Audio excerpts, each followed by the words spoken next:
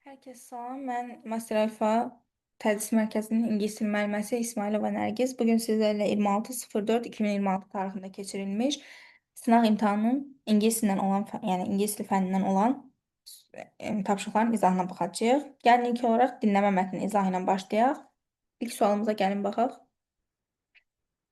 İlk sualda deyir ki, choose the correct statement according to the dialogue. Diyaloq əsasən doğru fikri seçin.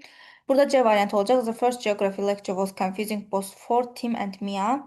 Tim və Mia'nın hər ikisinin ilk coğrafiya mühazirəsi qarışıq keçmişdi. Bəli, bu doğrudur. Çünki ilk abzasda göstərildiyi kimi deyir ki, yeah, I think this was the first geography lecture. That's why I didn't understand very much. Eee, Baxın, o soruşur ki, bu coğrafiya mühazirəsidir. O da deyir ki, bəli, ilk coğrafiya mühazirəsidir və mən başa düşə bilmədim çoxunu. O da deyir ki, necədir day, mən də həmçinin. Yəni buna görə də biz bir də C variantı götürəcəyik. İkinci sualımızda A variantda deyir ki, birinci sualın Mia refused living in shared house because of extra expenses. Deyir Mia evdə yaşamaqdan imtina edir, əksinə Mia evdə yaşamağı seçir. B variantı deyir ki, Mia attends geography lecture twice a week. Mia coğrafiya mühazirələrində həftədə 2 dəfə iştirak edir. Bununla bağlı heç bir məlumat verilməyib. D variantı deyir ki, Mia and Tim first week in the campus was quiet. Mia və Timin ilk həftəsi kampusda çox sakit idi. Əksinə çox crazy verilib mətndə. Yəni çox məşğul idi və qarışıq idi. Y variantı deyir ki, Tim has already graduated from the environmental science course. Deyir Tim həmçinin ətraf mühit elmləri kursundan da məzun olub. Xeyr, Tim yox, Timin qardaşı bu kursdan məzun olmuşdu. Ona görə biz e, burada C variantını götürəcəyik. Doğru variant olaraq gəldik ikinci sualımıza. İkinci sualda deyək complete the sentence according to the dialogue. Dialoq əsasən cümləni tamamlamalıyıq. Tim gets lost on the campus frequently because deyir Tim tez-tez kampusda itirdi. Çünki it is enormous in size. C variantı olacaq. Çünki ölçüsü çox böyük idi. Ona görə itirdi. Burada hətta enormous sözünü huge sözünü əvəz ediblər. Sinonimini veriblər dialoqdan. Baxın. Neyse, have I and it is a huge campus. I keep getting lost. Yəni biz 2-də C variantı götürəcəyik. Gəldik 3-ə. Which of the following question does dialogue answer? How long did it take? Hansı sualın cavab mətnini dialoqda cavabı verilib? Biz ona baxmalıyıq. A variantı olacaq. Çünki how long did it take Mia to find the bookshop? Deyir Mia'nın kitab mağazasını tapmağa nə qədər müddət çəkdi? Bunu vermişdi, bəli. Baxın, burada verib ki, did you find it? Tim ondan soruşur. Sən tapa bildin? O da deyir, bəli, but it took me about half an hour. Amma mənim 1 saat yarımımı apardı bu kitab mağazasını tapmaq. Ona görə də vaxt verilib. A variantını götürəcəyik. B deyir ki, why was Tim brother interested in economics? Timin qardaşı iqtisadiyyatla maraqlanmadı. Timin qardaşı ətraf mühit elmindən məzun olmuşdu. Environmental Sciences kursdan məzun olmuşdu. Ona görə B variantı yanlışdır. C-də deyir, how far is Tim living from the campus? Kampusa nə qədər məsafədə qalırdı Tim? Bununla da bağlı məlumat verilməyib. D-də deyir, how much does Mia pay for a shared house? Mia ev üçün nə qədər pul ödəyirdi? Bununla da bağlı məlumat yoxdur. Y-də deyir, which charity organization does Tim work for? Xeyriyyə təşkilatı üçün çalışan Tim deyildi, Timin qardaşı idi. Biz ona görə Y variantını götürə bilmərik. Gəldik 4-cü sualımıza. 4-də deyir, answer the question according to the dialogue. Dialoq əsasən sualın cavabını tapmalıyıq. What did Tim advise Mia to do? Tim Mia'ya nə etməyə məsləhət gördü? D variantı olacaq. To use a map, not to get lost. İtməmək üçün xəritədən istifadə etməyi məsləhət görür. Olacaq. Yes, baxın, burada verilib ki, but it took me, deyir, mən 1 saat yarımımı apardı. O da deyir, well, at least you found it in the end. Maybe you should get a map. Bəlkə də özünlə xəritə götürməlisən, yəni yerləri tapmaq üçün. 4-də D olacaq. Gəldik 5-ə. 5-də deyir ki, it is clear from the dialogue that dialoqdan aydındır ki, Tim A variantı deyir, Mia was suggested to live in shared house. Mia təklif olunan evdə qaldı. Xeyr, Mia'ya təklif olunan evdə idi. Mia'ya təklif olunan kampusda qalmaq idi, amma Mia özü evdə qalmağı seçir. Ona görə A variantını götürə bilmərik. B variantda deyir ki, Tim's brother is working for an environmental charity. Timin qardaşı xeyriyyə təşkilatı üçün çalışırdı. Bəli, bu doğrudur. Ətraf mühit xeyriyyəsi üçün çalışırdı. Bu doğrudur. C-də deyir, Tim thinks that economics is completely boring. Tim düşünürdü ki, iqtisadiyyat çox sıxıcıdır. Əksinə Timin üçün iqtisadiyyat çox maraqlı idi. D'də deyir Mia works for an environmental charity in London. Mia xeyriyyə üçün çalışır. Xeyr, Mia yox. Londonda Timin qardaşı çalışırdı xeyriyyə üçün. Y'də deyir ki, the bookshop is located right next to the lecture hall. Kitab mağazası birbaşa mühazirə zalının yanında yerləşirdi. Xeyr, bununla bağlı heç bir şey verilməmişdi. Dinləmə suallarının izahı bu qədər. Gəlin keçək mətnə. İlk mətnimiz game fiction mətnidir, yəni oyunlarla bağlı olan mətndir. Altta deyir ki, decide whether the statements are true or false, yəni səhv və doğruları tapmalıyıq. 6.1-də deyir ki, Lee's obsession with the video game led to his death in the hospital. Lidin oyunun video gamelərə olan bağlılığı onun ölümünə gətirib çıxartdı. Bəli, bu doğrudur. Çünki o 2 gün dayanmadan, hətta fasilə vermədən oyun oynayır və sonda xəstəxanaya düşür.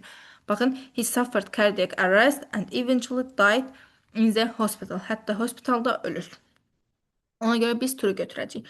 6.2-də deyir ki, repetitive task art at work or has the same addictive effect as those in the video games.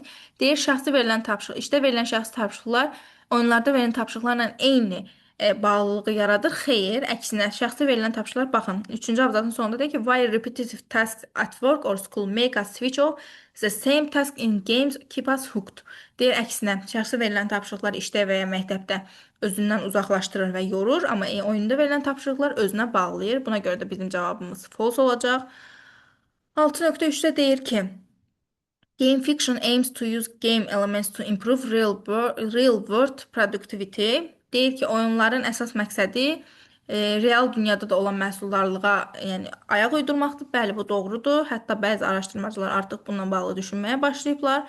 5-ci abzasda baxın, deyir ki, experts are starting to think about how to take advantage of these addictive elements to help us do real world tasks. Buna əsasən biz bunu doğru götürürük. 6.4 deyir ki, all experts agree that game fiction is safe and beneficial method. Deyir, bütün araşdırmacılar düşünür ki, oyunlaşdırmanın təhlükəsiz və xeyirlidir. Xeyr, bunu bütün araşdırmacılar düşünmür. Hətta bəzi araşdırmacılar öz aralarında müzakirə edirlər ki, bu manipulyasiyaya gətirib çıxarır və insanlar öz əsas real məqsədlərini unuda bilərlər. Baxın, 6-cı abzasda deyir ki, critics argues that game fiction might just be a new term for the old art of psychological manipulation. Gəldi 6.4-də belə verildi 7-yə. Answer the question according to the passage. Verilən mətnə uyğun, yəni verilən suala mətnə uyğun cavab tapmalıyıq. What's one of the main reasons why video games are so appealing to players?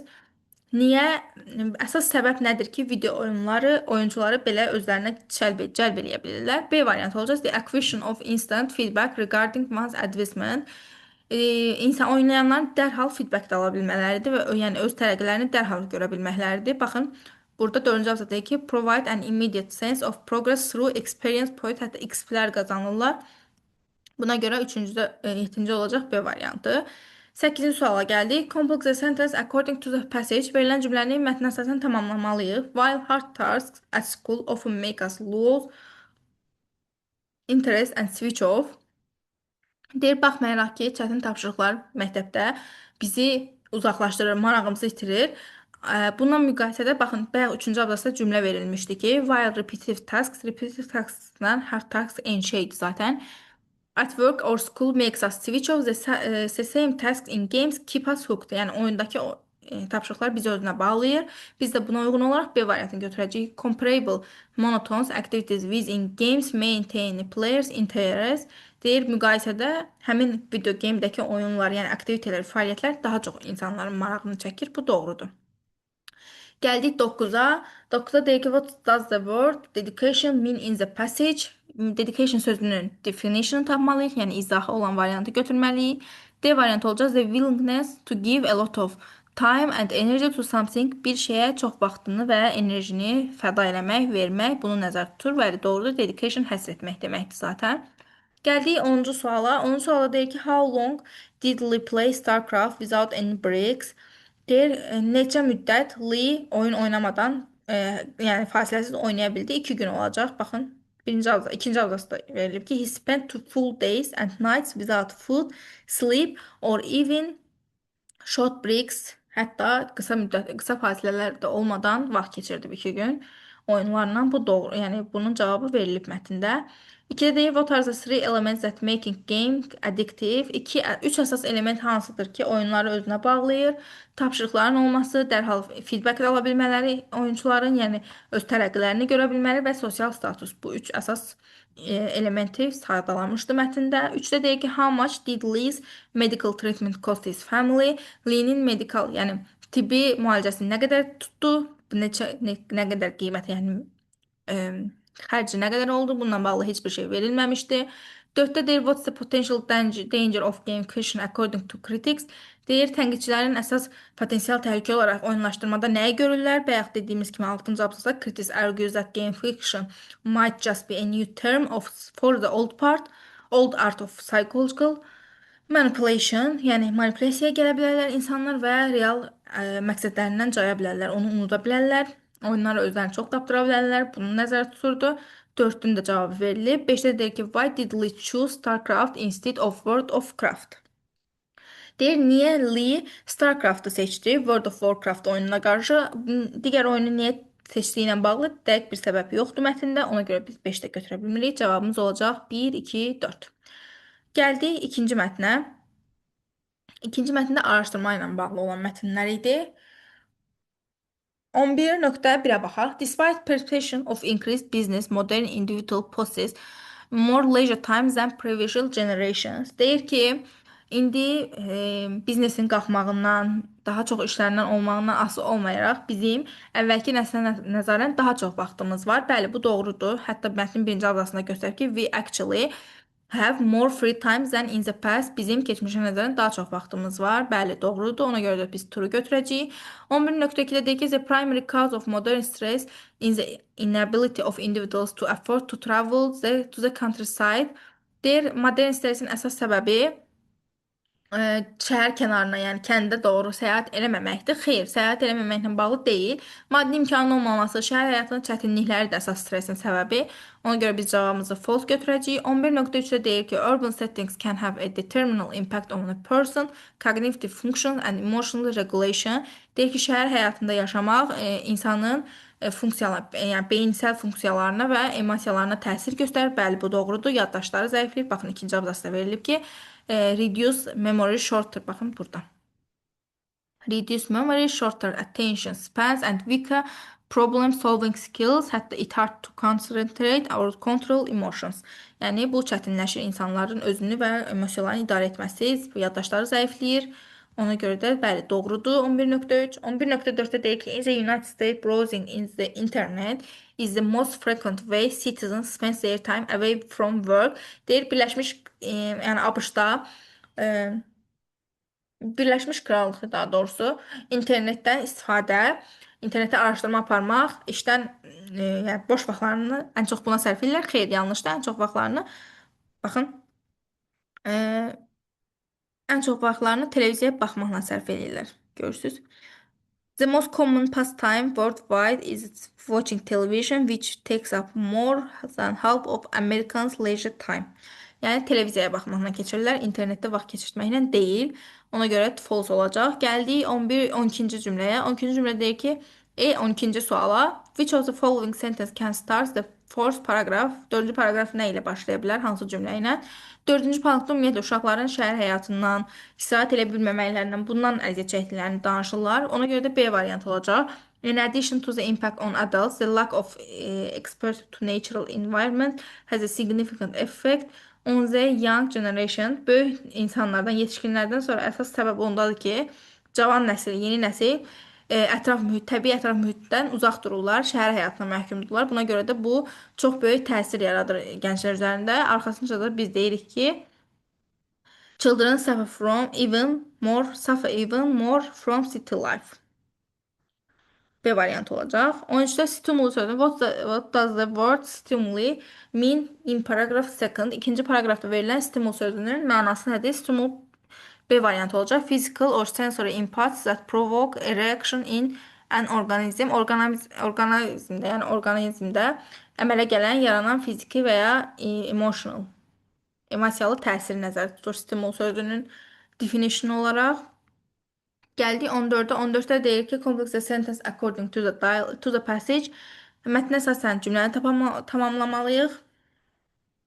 The high level of satisfaction reported by the British regarding their time. Aha. Demək, onda dedik ki, the high level of satisfaction reported by the British regarding their time of is likely due to Britaniyalılar istirahət vaxtları ilə bağlı bildirdikləri yüksək məmnuniyyət səviyyəsi buna bağlıdır ki, C variantı olacaq. The habit of taking brief intervals of rest and engaging with the outdoors. Tətil C variantında olduğu kimi biz götürəcəyik ki, qısa fasilələrlə istirahət etmək və açıq havada vaxt keçirmək vərdişi. Hətta orada deyir National Parks, milli parklarda baxın. Cevap olarak görürsüz. However, the British report the most satisfaction. They tend to take shorter breaks throughout the year and often spend their vacation outdoors in national parks. 14'te de bunu nəzərdə tuturduq. C variantı olacaq. Gəldik 15-ə. 15-də deyir ki, which of the following question does passage answer? Does the passage answer? Mətnə əsasən hansıların cavabı var? İlkdə deyir ki, what specific types of light exercise are most effective for improving memory? Yaddaşı inkişaf, yəni yaddaşı yaxşılaşdırmaq üçün istifadə olunan yüngül məşqlər hansılardır? Bunu spesifik olaraq deməmişdi, hansı məşqlərdən istifadə olunmaq lazımdır, konkret məşq adı sadalamırdı. İkidə deyir, how does the amount vacation time in the United States compare to that in France? Amerika ilə Fransa arasındakı tətil müddətləri necə müqayisədə necə idi? Bəli, bu deyilmişdi 5-ci abzazdakı. Fransada ən çox, ABŞ-da isə ən az tətil müddəti verilir, yəni tətil günü təklif olunur. 3-də deyir ki, what are the three most prevalent ways people currently utilize their spare time? Deyir, 3 əsas asudə vaxtlar, insanların asudə vaxtlarını, boş vaxtlarını keçirmələrinin 3 geniş yayılmış yolu hansıdır? Bunu da 3-cü abzasda sadalayır ki, TV, internet və alış-verişdir. 4'te deyir ki, what's the exact percentage of children in urban areas are suffering from depression? Deyir ki, yəni cavan uşaqların neçə faizi dəqiq olaraq dəqiq faizini soruşur bizdən ki, uşaqların neçə faizi depressiyadan əziyyət çəkir. Bizə burada dəqiq exact sözü exactly sözündən gəldiyinə görə dəqiqini soruşur və bunun da dəqiq miqdarı verilməyib. Dəqiq faizi yoxdur mətndə. Ona görə 4-ü götürə bilmərik. 5-də deyir ki, how much money do Americans spend on shopping compared to their other leisure activities? Deyir ki, Amerikalılar alış-verişə, digər fəaliyyətlərə müqayisədə nə qədər pul xərcləyirlər? Pulun miqdarı qeyd olunmayıb. Bu da ikinci mətnimizin izahı idi. Gəlin indi qrammatika izahlarımıza baxaq. Yəni 16-cı sual. 16-da deyir ki, choose a correct interrogative sentence. Verilmiş düzgün sual cümləsini seçmək lazımdır. Bu cümlə İlkin olaraq A variantına baxaq. A variantında deyir ki, what you want for your birthday. Ümumiyyətlə, ümumi sual cümləsi köməkçi feil, mübtəda xəbərdən, xüsusi sual cümləmiz isə xüsusi sual əvəzliyimiz, sonra köməkçi feil, sonra mübtəda və xəbərdən ibarət olmalıdır. A variantında köməkçi feil yoxdur. Votdan sonra, yəni xüsusi sual əvəzliyindən sonra birbaşa köməkçi feil gəlməlidir, amma mübtəda gəlib. Deməli, A variantımız buna görə yanlışdır. B variantında which of these books you have read? Sual sözündən sonra köməkçi feil gəlməlidir. Yəni you have read'dən yox, olmalıdır. Which of these books have you read? Doğru variant bu şəkildə olmalıydı. B buna görə yanlışdır. C variantında deyir. Was all the managers taught how to use this software? Orada manager sözü cəmdə olduğuna görə biz was yox, were verməliydik. C buna görə yanlışdır. D variantı doğrudur. Does Laura know how to serve her customers effectively? Does köməkçi feil, Laura üçün şəxsin təkindədir, qadın cinsindədir deyə biz does-la veririk sualı. No-da xəbərdir, yəni köməkçi feil, mübtəda xəbər. Variant doğrudur. D variantı olacaq. Bir dəqiqə. Aha. Y variantında you hardly ever came late, didn't you? Baxın, burada səhv ondadır ki, bu tag question'dır. Yəni sual cümləsinin bir digər növüdür. Tag question'da biz demişik ki, əgər birinci tərəf inkardadsa, ikinci tərəf təsdiqdə, birinci tərəf təsdiqdədirsə, ikinci tərəf inkarda olmalıydı. Birinci tərəfdə əslində hardly sözü cümləni inkar eləyir deyə biz digər ikinci tərəfdə inkar verə bilmərik. Didn't you yox, did you olmalıydı. Buna görə səhvdir. Gəldik 17-yə.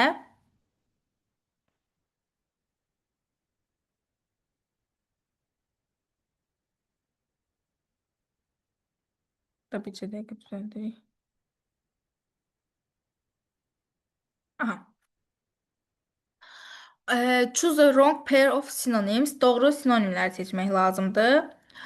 Cavab olacaq Y variantı. Gəlin hamısına bir-bir baxaq. Doubtful və certain. Doubtful şübhəli deməkdir. Certain əmin deməkdir. Antonimdir hər ikisi. Ona görə olmaz. B-də shout qışqırmaqdır. Whisper pıçıldamaqdır. Yəni bu da antonimdir, yanlışdır. Mystery sehirlidir. Clear aydındır.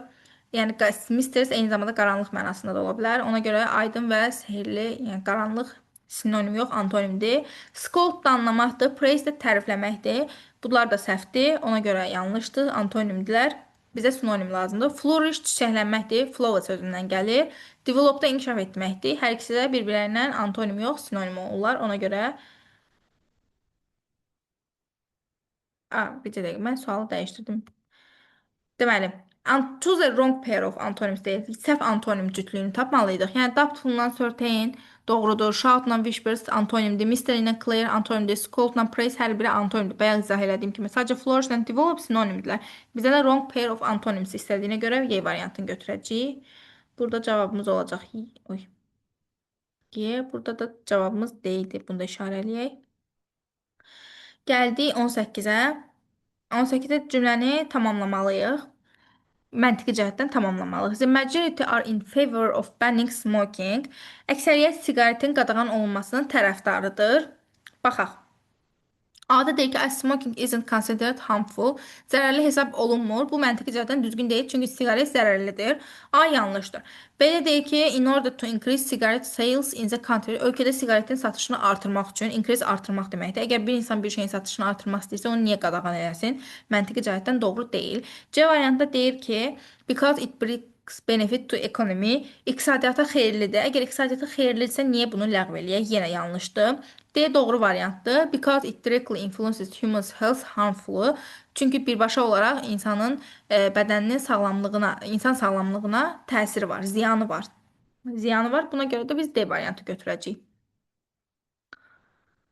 Cavabımız D olacaq. Y-də deyir ki, aha. So they will use this rule as a tool to damage humanity. Yəni bunun da heç bir məntiqi bir tərəfi yoxdur. Ona görə də biz götürə bilmərik. Gəldik 19-a. 19-a make-up text qurmalıyıq. Bunun hamısını bir yerə qoyum ki, sizin üçün də aydın olsun, eyni anda göstərək. Doğru teksti qurmalıyıq. Cavabımız C variantı olacaq. Elə gəlin ardıcılığının da tərcüməsinə baxaq. Birinci 8 ilə başlayırıq. 8-də deyir ki, Eliza an elderly lady stopped to drive into a parking space when a young man in his brand new red BMW drove around her and parked in the space that she had been waiting for. Deyir, Eliza xanım yaşlı bir xanımdır və o park yeri gözləyərkən cavan biri gəlib onun yerini tutur. Gənc bir oğlan BMW-silə gəlib onun yerini tutur. 2-də deyir ki, sonra ardınca 2 gəlməlidir. Eliza was angry that she approached the young fellow and inquired through gritted teeth. Deyir, Eliza xanım hissli bir şəkildə, əsəbləşmiş bir şəkildə onun yanına qarşı yaxınlaşır. Ardınca 6 olacaq. I was about to park there. Mən orada park etmək istəyirdim deyə deyir. Ardınca 9-cu cümlə gələcək. The man looked at her with disdain and replied, that's why you can do when you are young and bright. 9-da deyir ki, oğlan ona əsəbi və nifrət dolu baxışlarla deyir ki, gənc və parlaq olanda belə edə bilərsən. Ardınca gələcək 9-dan sonra 4. This annoyed Eliza even more, so she got back in her car, backed it up, and then she stamped and accelerated and rammed straight into his BMW. Deyir ki, Eliza daha da işlənir və maşından minərək oğlanın BMW-sini vurur. Ardınca gəlir 7. The young man ran back to his car and shouted in the stunned voice. Oğlan təəccüblə geri qaçır və qışqırır. 7-dən sonra 3 olacaq. 3-də deyir ki, what did you do that for? Niyə belə etdin deyə soruşur. Arxasınca 3-dən sonra 5 gələcək. Eliza smiled at him and said, Eliza gülür və ona deyir ki, və 1, that's why you can do when you are old and rich. Sən bunu nə zaman ki yaşlı və zəngin olanda belə edə bilərsən deyərəkdən oğlanın sözünü özünə qaytarır. Ona görə sıralamamız olur 8, 2, 6, 9, 4, 7, 3, 5 və 1. Gəldik 20-ci suala. 20-ci sualda deyir ki, choose the correct variant. Doğrusunu seçməliyik. The hotels in the village has rooms tonight. We will have to drive to the next town. Burada cavabımız nice off olacaq. Doğru variant. Gəlin baxaq niyə. Cümlənin ikinci hissəsində deyilir ki, növbəti şəhərə sürməli olacağıq. Bu o deməkdir ki, kəndlərin heç birində, yəni heç bir otelində nəzərdə olmayıb. Boş otaq yoxdur. Ona görə də neither of iki inkar məna yaradır və iki şeydən heç biri demək kimi gəlir. E, yəni ümumiyyətlə iki seçənəkdən heç birinin olmaması anlamına gəldiyinə görə biz neither of götürəcəyik. Əgər boş otaq götürsək, deyəcək inkarlıq yaratmayacaq. Əksinə deyir ki, otellərin hamısında yer olub. Əgər yer olubsa niyə digər şəhərə getsinlər? C-də either of-da hər hansısa birində olub deməkdir. Bu da yanlışdır. All da eyni şəkildə olmur. Desəniz niyə neither olmur? Əgər bu boşluq, yəni neither ona görə olmaz ki, nöqtədən sonra z article gəlir və z article gəlirsə neither the hotels demək yanlışdır. Mütləq neither of the hotels deməliyik. Buna görə. İzahımız bu qədər idi. Ümid edirəm ki, sizin üçün aydın olmuşdur. Növbəti sınaq imtahanında hər birinizə uğurlar. Bu qədər idi. Sağ olun.